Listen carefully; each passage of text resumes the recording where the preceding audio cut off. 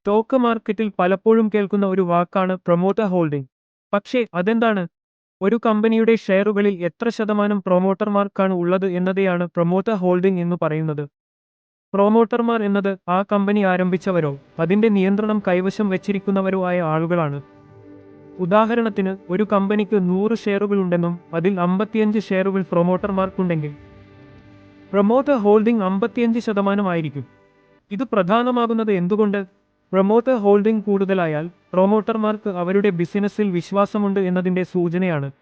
കുറയുന്നുണ്ടെങ്കിൽ കാരണം പരിശോധിക്കണം. എല്ലായ്പ്പോഴും അത് നെഗറ്റീവ് ആകണമെന്നില്ല. സാധാരണയായി 50%-ന് മുകളിൽ ശക്തമായ നിയന്ത്രണം, 30% മുതൽ 50% വരെ സ്റ്റേബിൾ, 30%-ന് താഴെ ജാഗ്രത ആവശ്യം.